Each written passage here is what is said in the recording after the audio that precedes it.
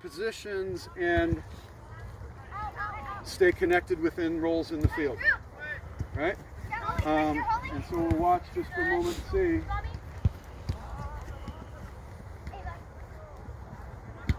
Game is going to be 2 versus 2. Right? You can score in either goal. If you can do a move, pull back and keep a defender from tackling it or touching it, it's also worth a goal. Right? So just show me, take her on, she comes to defend you. You can do a pull, that's worth a point because you did a pull move that kept it away from the defender. So that gives you a point. And then if you score a goal, that's another point. Cool?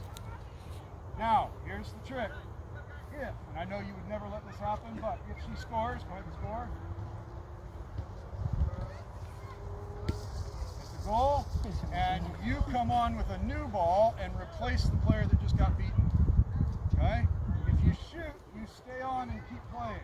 If you get scored on or the ball goes behind your end, one player replaces there. So you guys, both players replace. Right? Right? Now, so demonstrate again. Let's go ahead and go at her. You do an awesome move. Bonus point. You can really touch it. Now you shoot, you miss right in the middle, just by mistake. Oh, it was a great shot and it went wide, but it still went over the line, so now you two are off. You two come on with the ball, game's live, and we play.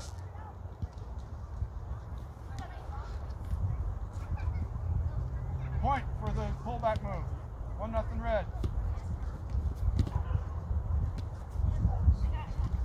Point for the red, 2-0. Oh, good pass.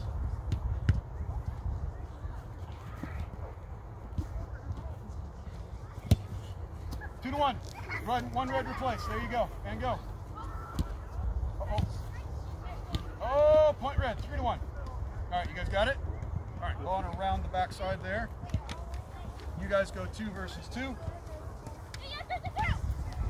What's that? Fix something. I'm really on topic. It's useful to the players. It's not just more coach babble, right? So I'll go stand in between the fields and you'll watch. I'll coach this group first after they've played for a couple minutes while they just play. And after I make a couple points here, I'll turn and coach that group. Now what does this group get to do? Just play, which is what they want anyway, right? So give them time to experiment and play with it, give them a little feedback, and then give them time to experiment again. So model that real quick. All right, 0-0, 2-minute game, keep score. Then maybe the next round we change teams, we do another 2-minute game, and now every time we restart, the intensity comes back up, and we keep them training at a higher pace and a higher level more consistently. Does that make sense? So I'll add those little incentives to try to encourage a certain behavior, and then I'll do short bouts of different conditions or different games to keep the intensity high, but they're getting lots and lots of touches in play, and I'll do like I did before and go back and forth and make some coaching points, but the longer it goes, the more I'm trying to let them play. Protect it. More of my time playing in a small-sided game. You notice 2v2, they get lots and lots and lots of touches and they can't hide, right? So everybody had a lot of exposure on the ball and a lot of opportunity to work on getting the ball out of pressure and using the skill. But we always want to finish with a bigger game. I might go with 7v7 because that's our numbers. I might just take this field and say switch fields and everybody plays. So it'll be a 4v4 on 2 different fields because we're doing a technical topic that gives them still more touches but more complex because there's more numbers. And we'd finish with a little scrimmage. In the scrimmage, I might find 1 or 2 opportunities to stop it and coach, but more I'm going to try to coach in the flow and let them play for the last 15 to 20 minutes of my training session and let them have some game time. Does that make sense? Do I need to show the scrimmage? You guys good? Good with that? Okay, good. So we can move on. I'll show you some different things with different technique. Use the time that way. So, cool. First and foremost, stay on one topic. Coach that one thing. But then I'll watch that bit of observation is really important. What I'm looking for is patterns. So I see you make a mistake, and maybe that's just an anomaly, right? Maybe you just tripped. But I see you make the mistake. Then I see him make the mistake, and then I see her make the mistake. Now there's a pattern. Okay, freeze. Okay, here's something that's widespread enough that we need to fix it a little bit, right? And I'll find a couple of points like that that are kind of widespread on my topic. And then the next thing I do is get them playing and let them keep playing. and I'll find, oh, I just saw him make a mistake. All right, next time try to do it this way, and I'll work with him for a second, but the rest of them keep playing, right? And I'll try to touch base one-on-one with as many as I can, but while the others are still playing. And that limits the stoppage. Because you want them to play and have a rhythm of play. Good? Thank you. Yep, good. Anything else that comes to mind? I think that's yours. There you go. There we go. To me, this is a foundation skill that allows them to control the game, right? How many times do you see young players chasing the ball out of bounds and, right, they can't control that. So that ability to actually catch the ball and pull it back on the field, or here comes this big mean defender, catch the ball and keep it for myself and not get into this crunching tackle.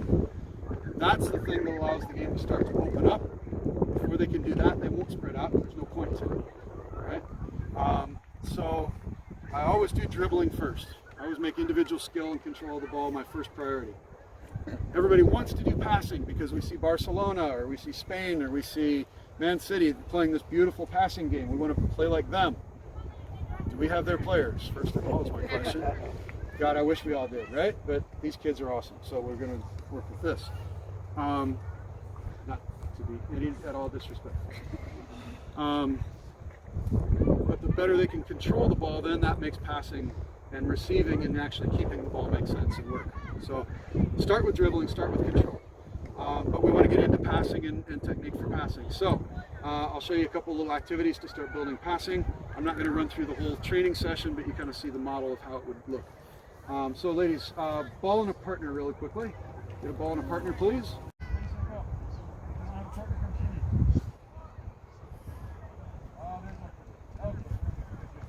So playing on this yellow field only. See it right here? Right? Your ball's a paintbrush. You try to paint the entire field. What color should paint that field? White? Alright, paint the field white. Alright? Don't crash with anybody else. You may not stop moving. Try to play in 2 or 3 touches. Each of you takes 2 or 3 touches to get past. Okay, constantly moving, try to cover the whole field. Ready, set, go. Don't crash. Find an opening. Find an opening. Find an opening. Spread out. Somehow the words we use make a big difference, and spread out doesn't connect with kids very well. But I find that the idea of find an opening makes sense. Little kids get that. Find an opening or find a space. Find a safe space. Where should your eyes be as far as your ball moves? Thank you. There we go. Let's say I want to play to your right foot. Okay? I want to be that specific. I'm going to play right to your right foot. Where do my eyes need to be when I'm kicking the ball to get to your right foot? Up where? On her right foot. Okay. If I'm looking at her right foot, how big is the spot on the ball that I need to hit to actually get exactly to her right foot? Little tiny spot. If I hit the ball over here, where's it going to go? Right? If I hit the ball a little bit off center over there, it goes that way. It's going to go exactly to her right foot. How big is that spot? Really, really small, right? So if I'm looking there, what's the likelihood that I hit exactly on that spot? Small, so would you have a different answer? Where should I be looking right when I kick the ball? That spot on the ball, exactly. So if I want to be super accurate, I see her right foot. I don't know why, but in my brain it's a blue line. Right foot, that. I see her right foot, I see her blue line, I see her blue dot on the back of the ball. So my head is actually down looking at a spot on the ball when I kick it. So when I'm looking for the right foot, if I hit the ball, I'm going to spot the ball. Does that make sense? Like, they're taught to see your target, so they try to hit the ball with their head up here. To be accurate, you got to hit a tiny little spot on the ball. So get them eyes up to see where they want to play, and then eyes down to strike it. All right? Just like it is when they're receiving. They see the ball in flight, and that moment they touch it, their eyes need to be right in the middle of the ball for them to receive it accurately. So, yeah. And so already I see technique looks better.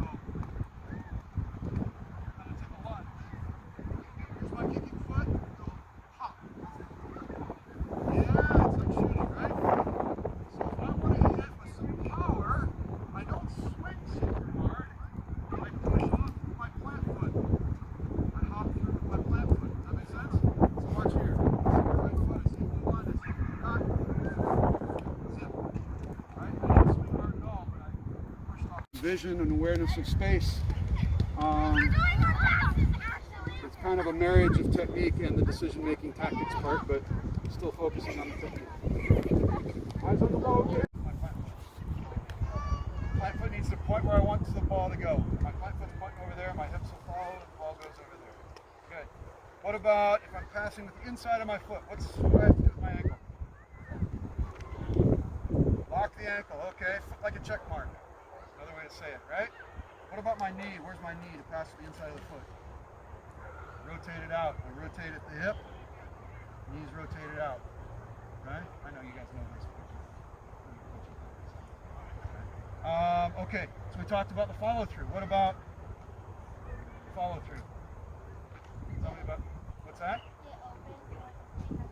Okay, after I pass it, then find a new opening, find an open space. Excellent, excellent. Okay, and if I want to hit whatever I want to hit, I'm going to try to step right towards what I want to hit, right? And I push off my plant foot into what I want to hit. And then really important, where are my eyes when I actually kick the ball? Spot on the ball. That spot of the ball that I want to hit. So my head is right down over the ball when I strike it. Good. So that's something new today, but that'll really help you make your passes more accurate. Good. What about kicking with my laces? What's that good for? Shooting, yeah. Long balls, yep. Getting it up in the air more. So what about my ankle here? Locked, tight ankle, really tight calf right here. Okay. What about my knee? Okay. And my knee's going to go over the ball. Where are my eyes? On the spot of the ball, exactly. Good. And so, technique that we need to teach. These guys are good. They know. Good stuff. All right. I'm going to show them one more little passing game, and then we're going to move on. Sound good? So take your group, take your partner, and pair up with one other pair. You should have a group of 4. You might have one group of 5.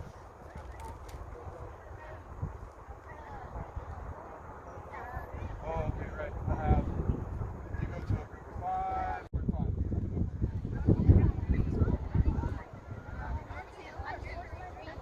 This is always the hardest part. Who gets what number? Everybody got it?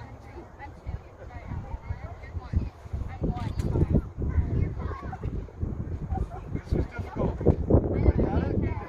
Got yours? Everybody's got it? Okay, now, you must play it 2 touches. So you receive it and play it. No more touches than that, no less touches than that. You got to receive it and play it. 2 touches. Got it? 1 plays to 2, 2 plays to 3, 3 plays to 4, 4 plays to 5, 5 plays to 1. Always. Okay? Now, what? You can't stand in a big, what's a 5-sided shape? Pentagon. There you go. You can't just stand in a stationary pentagon. After you pass it, just like before, you have to pass into what? Get away into new space. Into new space. Exactly. Right? So, everybody know who they're passing to and who they're getting it from? Okay? We will play. We're going to play, now we've got the yellow field here and the pink field there. Try to cover both fields with your group. Get the ball to all the different parts of both of these fields. And then see how they figure it out. See how they solve it. So with this, even though it's scripted, 1 has to play to 2, to 3, to 4, to 5, to 1. They can't stand in a stationary grid. They have to keep moving, and it's pass and find open space again. So the shape is always changing. So now what do you think we're going to really be working on? Looking at the players. Yeah, so not just running away over here to an open space where I can't see anything, but opening my hips and saying, okay, I'm going to get it from you and I'm going to play it to you. So I need to play here rather than here where am I going next, right? So that whole idea of the technique of opening their hips, knowing where they want to go next, receiving, preparing it, passing it. When you're about to get the ball, what should I start to figure out before you even got it? Where she is, right? Because if I receive the ball, because I'm supporting you here, I haven't had a look yet, I've already used 1 touch, and I need to go there. That's the problem, right? So, before you ever get the ball, I see you and I go, oh, I see you, I back up, I see the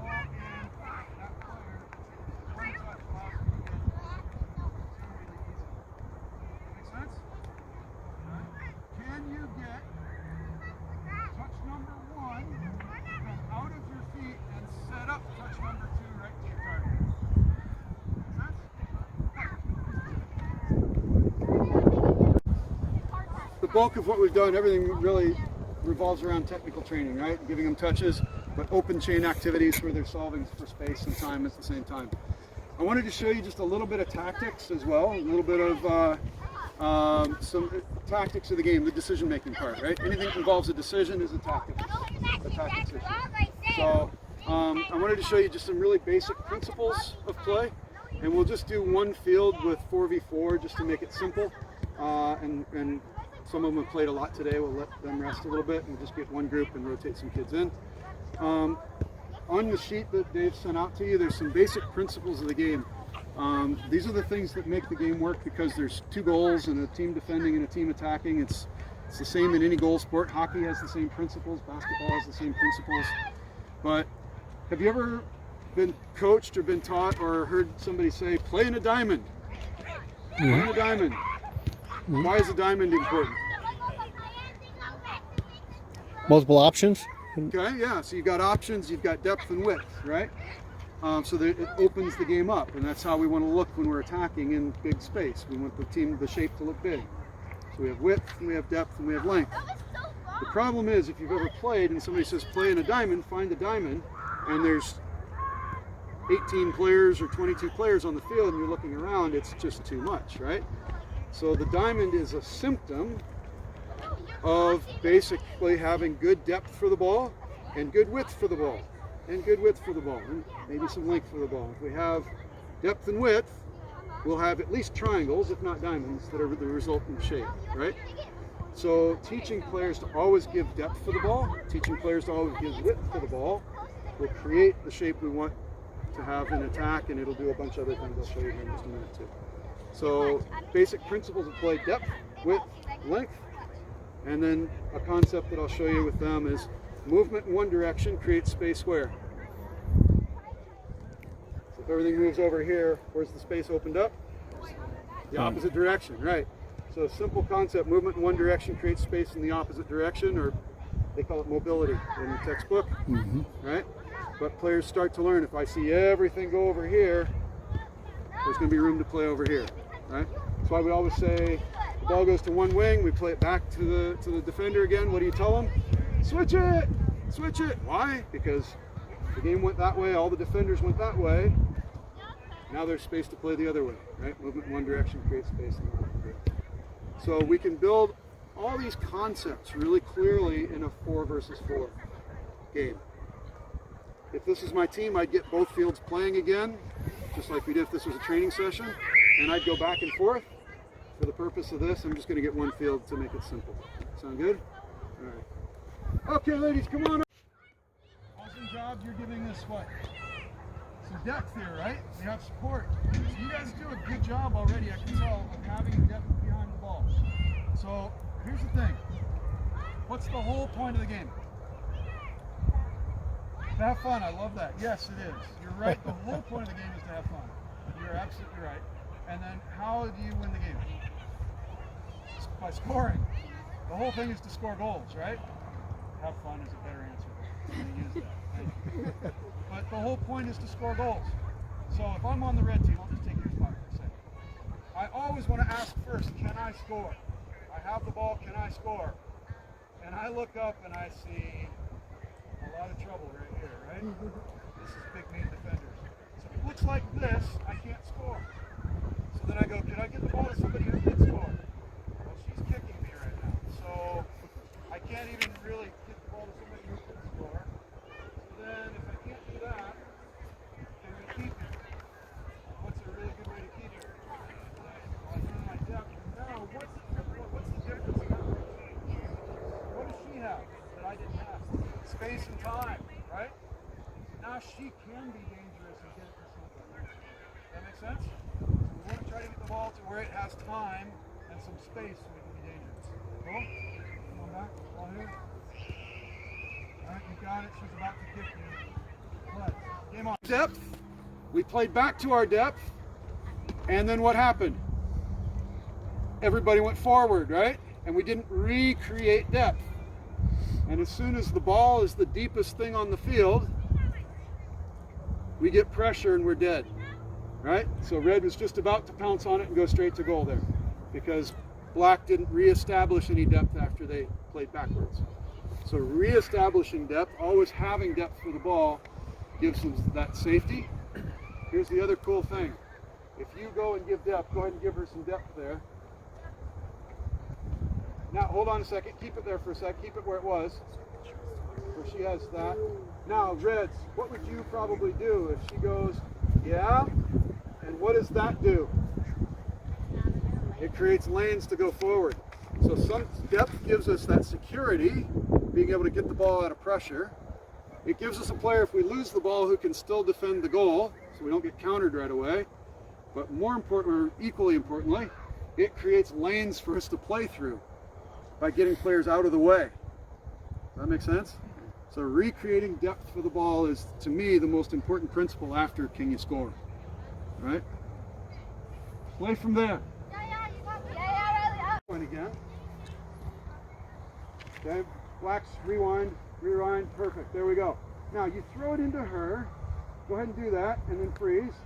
Okay, and we'll assume it was a good throw in. Yeah, you know. Now, what are we missing, Red? Depth. So when you throw it in, maybe, because she doesn't have depth, rather than staying here, recreate depth for us.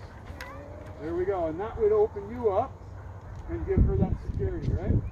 So pass, towards the pass, and move to an opening to help. Does that make sense? Okay, come on back. Blacks, you're frozen until I say play. Throw in, go get some depth. Okay, recreate some depth, and play. See it? And so I want to show you what creates that little combination. So can I get the ball back here, please? All right. So if I'm playing with yellows for a second, I'll be you for a second, just so that I can show these in. Although I'm going to be a lot slower and a lot worse. I'll try that. Okay. If I have a player giving me some width here, right? You're giving me a little bit of width. And there's movement this direction, so you come to defend me. Movement this direction, where's space opening up? Behind her. Movement in one direction creates space in the other direction, right? So as soon as she moves this way, and I have width to help me, I play there and run behind her, and that's that beautiful little combination you guys just did, right? Does that make sense? So that combination play comes because we get movement straight up and down the field. Cool? Can I borrow the ball real quick? And I'm talking entirely too much, but I want to show the coaches. There's one other way we can create that too. Maybe you don't come and give me that space, but I dribble at you. By dribbling at you, see how that's also creating a space behind her? So I can dribble at her and come back. That make sense? So movement up and down the field creates that chance to combine to get behind. Can you find it? Play. There it was. This happens a lot where we play in a forward, and the forward's right in the middle of the field with the defender, and we play it back, and we get stuck here. So what's happened to the game if I stay here with this defender? Do you have any room to go anywhere still? It kind of makes the game sort of die right here, right? Because there's no more room for you to go forward anywhere. What if I do this? Play me in, I play you back, and I just create a little bit of width. Now what does that do to you? Yeah, and if you move and come and defend me, what do? Yep, absolutely. You take off and go because I just created a space for you. Cool?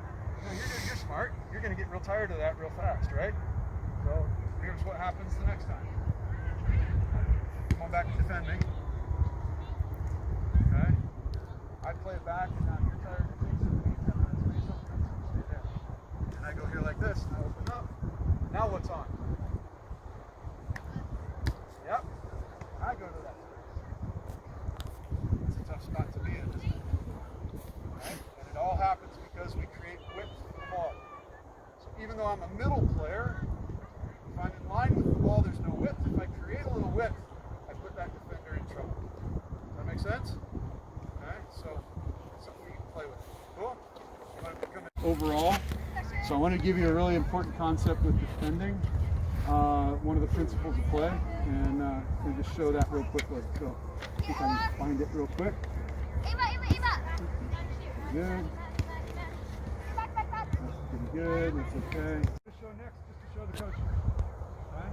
You're worried about marking her. You're up in here. You're pressuring on the ball, right? I'm going to talk about defending really quickly. If we just have pressure on the ball, what's the most dangerous thing on the field we have to defend? Sorry, I'm changing gears on you guys. What do we have to defend? The goal and the ball, right? They can't score without that round thing.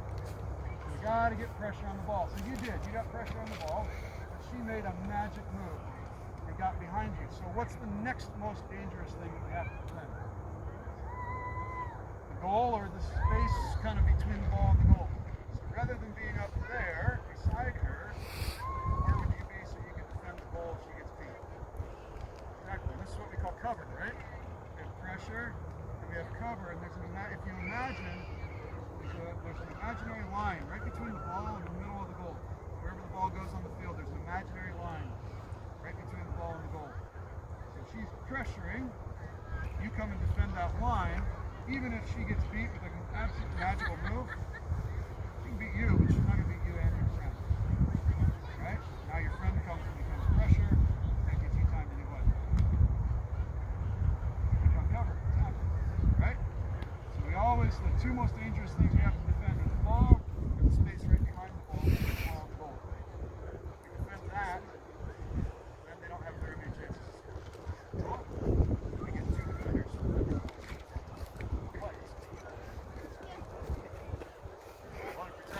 Just hang back.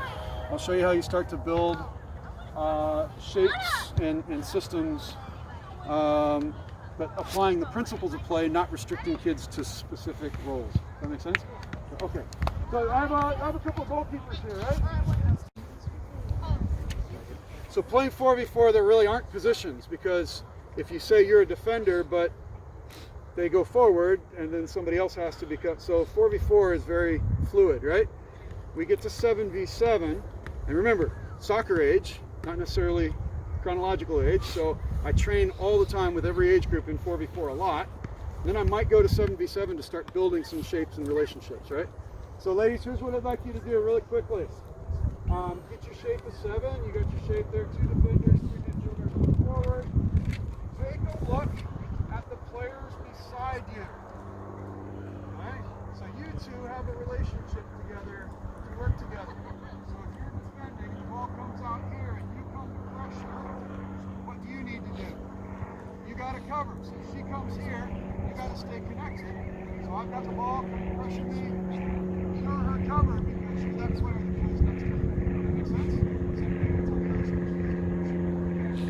you two have to keep up relationships with her. Same thing with you three. Right? So you go and you toss the ball up there, what does she need? She needs some depth, right? So she has the ball, you're going to be right there to give her some depth. Right? You're kind of by yourself here. But you have those two that are going to come join you sometimes. Same thing there.